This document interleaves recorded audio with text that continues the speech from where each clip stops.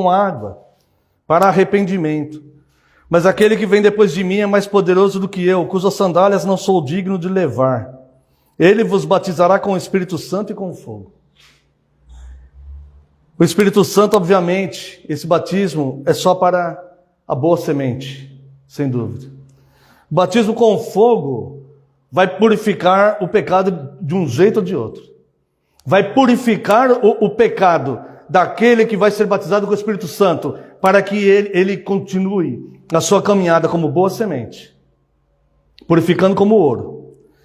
Mas vai purificar o pecado condenando eternamente os ímpios, aquele que não se torna em boa semente. Ou seja, há quem diz aqui que há uma separação aqui desse fogo com o Espírito Santo. O Espírito Santo vai fazer as duas funções no salvo. Ele vai purificar com fogo aquele salvo. E esse salvo vai se tornar a boa semente. E o fogo, ele vai condenar totalmente o ímpio.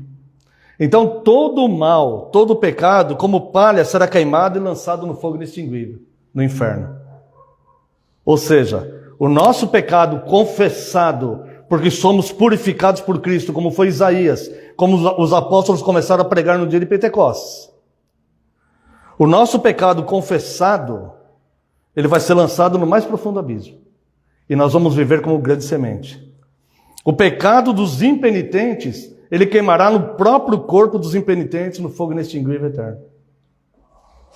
Como diz aqui, a sua pá ele a tem na mão, ou seja, Cristo.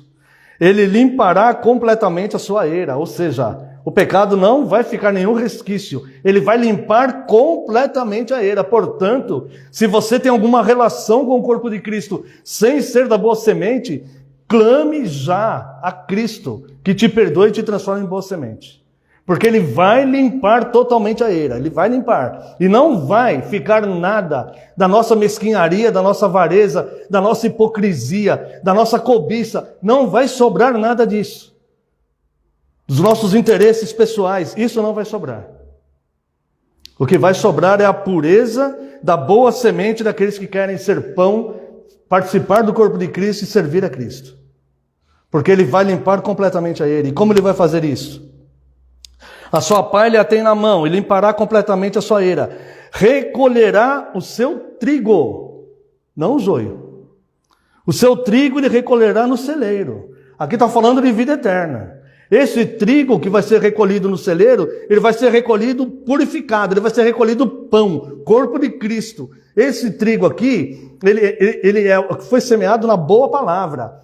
Ele é triturado, porque em algum momento da vida dele, ele vai ter que abrir mão dos seus desejos pessoais para ser trigo, para servir a Cristo. Ele vai chorar por isso. Ele vai sofrer por isso. Porque ele vai preferir 1000 vezes o pecado. Mas ele vai falar, não, eu quero ser corpo de Cristo. Eu me detesto, eu detesto o mal. Eu não vou me entregar às minhas cobiças. Ele vai ser triturado. Ele vai ser juntado à água, na água do batismo. Quando ele selará a sua vida espiritual, eu faço parte do corpo. E ele vai ser purificado pelo fogo, seja no falar, no pensar, no agir, seja no que for, porque a eira completamente será limpa.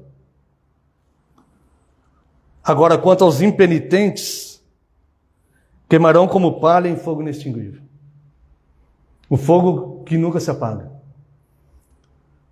Onde não há morte, o verme não morre, apenas ficará ardendo, e a fumaça desse sofrimento subirá pelos séculos dos séculos.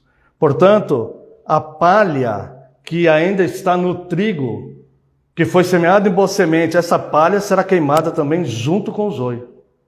Então a palha dos maus desígnios do nosso coração vai ser queimada, vai ser lançada no mais profundo abismo, e nós vamos sendo purificados. Nós precisamos ser purificados pelo fogo.